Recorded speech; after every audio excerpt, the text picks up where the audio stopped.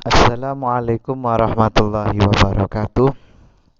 Selamat pagi anak-anakku kelas 5. Dalam pertemuan kali ini, semoga anak-anak sehat selalu. Kita belajar daring melalui video ini, yaitu mata pelajaran sejarah kebudayaan Islam. Materinya adalah hijrahnya Rasulullah Muhammad SAW ke Yasrib.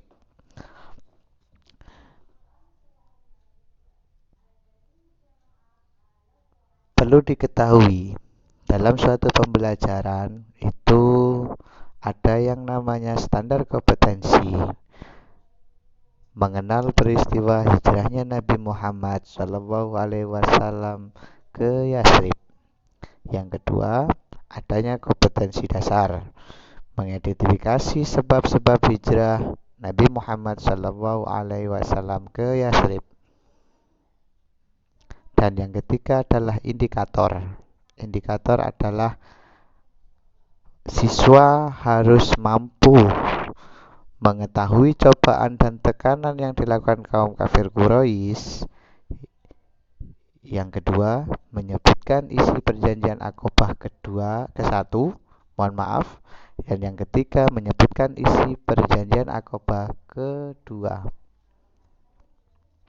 Indikator merupakan hasil dari apa yang dicapai siswa untuk memahami suatu materi. Jadi anak-anak harus mengetahui cobaan dan tekanan yang dilakukan kaum kafir Quraisy, menyebutkan isi perjanjian Aqabah yang ke-1 dan Aqabah yang kedua. Ini merupakan peta perjalanan hijrahnya Nabi Muhammad dari Mekah ke Madinah. Dari peta ini ada warna hijau dan warna merah.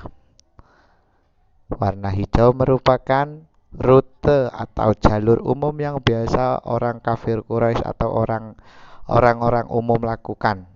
Orang-orang umum berjalan. Sedangkan yang merah, mohon maaf kebalik, sedangkan yang merah itu jalan yang umum, yang hijau merupakan hijrahnya Nabi Muhammad SAW.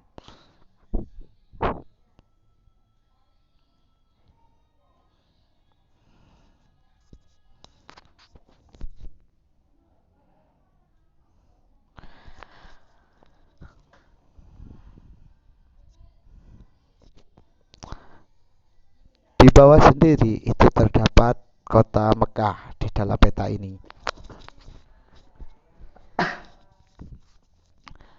Merupakan start atau awal Nabi Muhammad sebelum melakukan hijrah ke Madinah.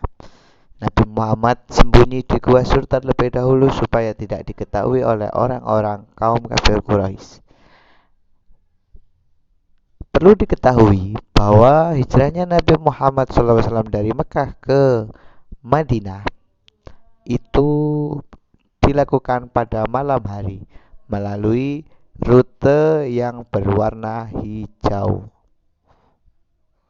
Itu merupakan rute perjalanan Nabi Muhammad dari Mekah ke kota Yasrib. Ingat, tempat persembunyian Nabi Muhammad adalah Gua Sur sebelum melakukan hijrah ke Yasrib.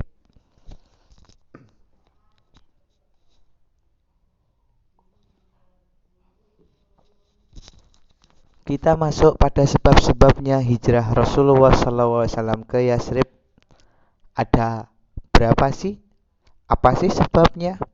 Mari kita lihat yang pertama, sebabnya apa? Kenapa Rasulullah kok hijrah ke Yasrib?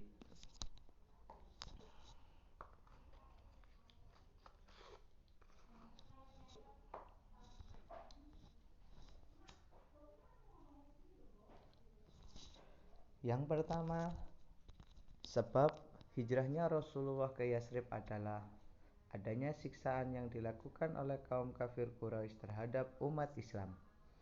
Yang kedua, sebabnya Rasulullah hijrah menyatukan suku Aus dan Khazraj yang selama bertahun-tahun bermusuhan. Yang ketiga, menyebarkan agama Islam ke berbagai negara termasuk Madinah.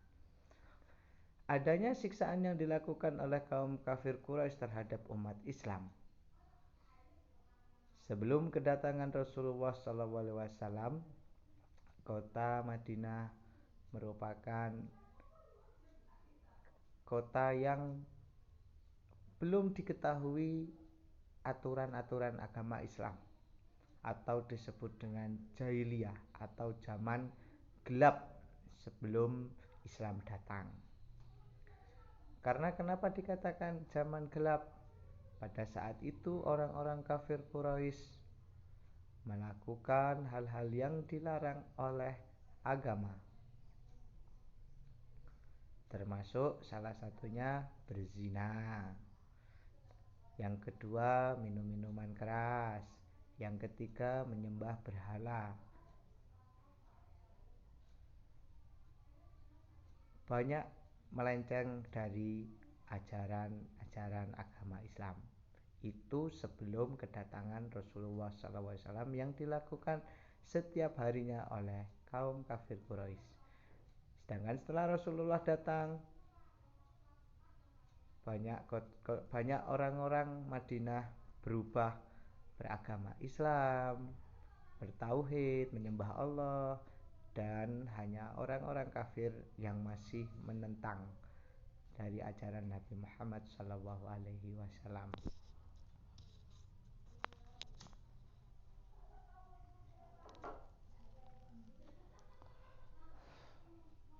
Jadi ada 3 sebab ya kenapa Rasulullah hijrah ke Madinah. Silakan anak-anak catat nanti dan dipahami.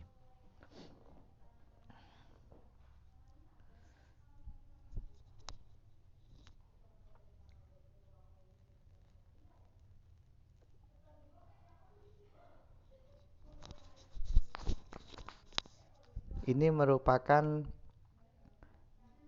tindakan dari kaum kafir Quraisy terhadap umat Islam sebelum Rasulullah datang. Mereka menghina, mengancam, menyiksa, bahkan mencaci maki.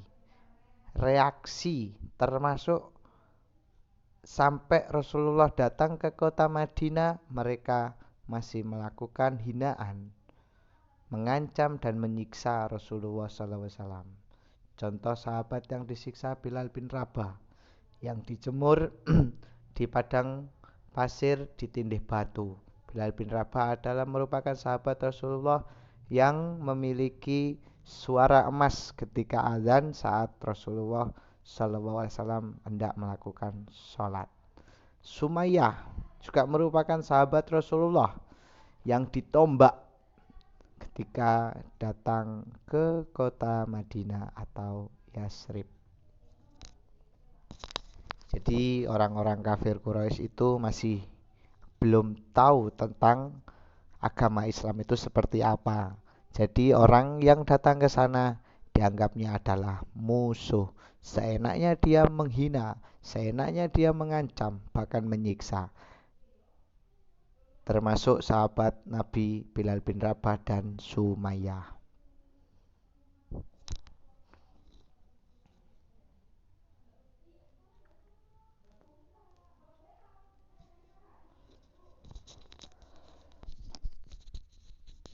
Baitul Aqabah yang pertama.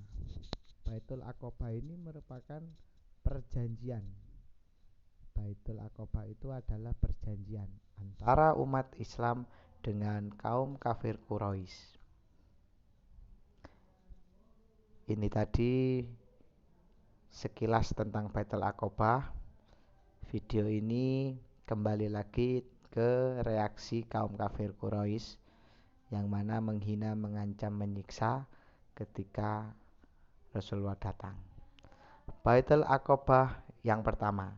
Tadi di depan dijelaskan Baitul Aqabah itu ada 2. Baitul Aqabah yang pertama dan Baitul Aqabah yang kedua. Baitul Aqabah sendiri adalah perjanjian antara umat Islam dan kaum kafir Quraisy. Ada beberapa isi di mana anak-anak harus menghafal atau memahami setidaknya dari beberapa isi perjanjian itu. Karena nanti kalau ada soal biasanya ini pasti keluar. Baitul Aqobah yang pertama isi perjanjiannya apa, Baitul Aqobah yang kedua isinya apa.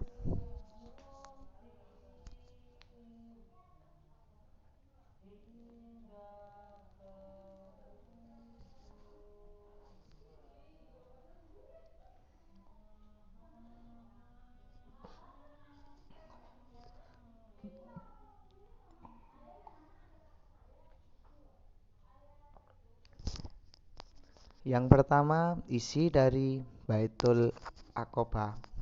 Ini Baitul Aqobah yang pertama ya. Yaitu kami tidak akan mempersekutukan Allah.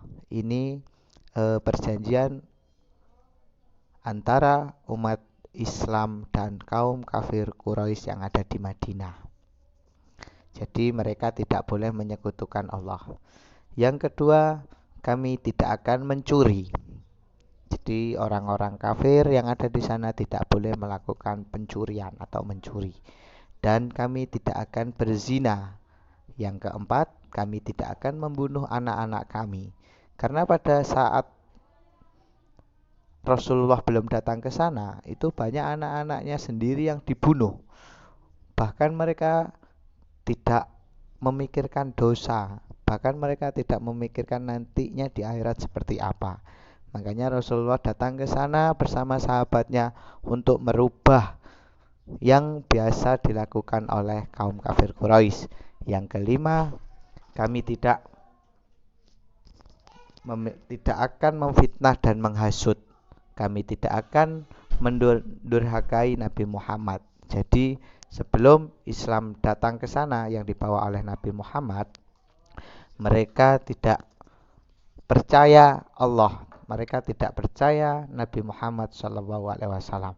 Yang mereka lakukan adalah zaman jahiliyah. Yang kedua adalah Baitul Aqobah yang kedua, di mana berisi tentang perjanjiannya itu kesanggupan mereka kepada Rasulullah untuk taat, untuk patuh apa yang disampaikan Rasulullah. Yang pertama, mendengar dan mentaati Nabi Muhammad SAW baik dalam keadaan semangat maupun malas.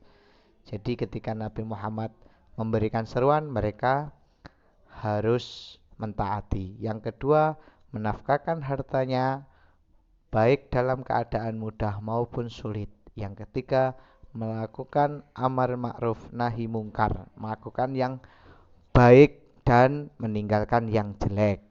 Tetap tabah menghadapi celaan orang kafir, melindungi Nabi Muhammad SAW sebagaimana mereka melindungi diri dan keluarganya yang dengan hal itu mereka akan mendapatkan surga. Jadi orang-orang yang mau masuk Islam itu merupakan harus berjanji terlebih dahulu. Ada perjanjian Aqobah namanya. Juga perjanjian antara orang Islam dan orang kafir Quraisy.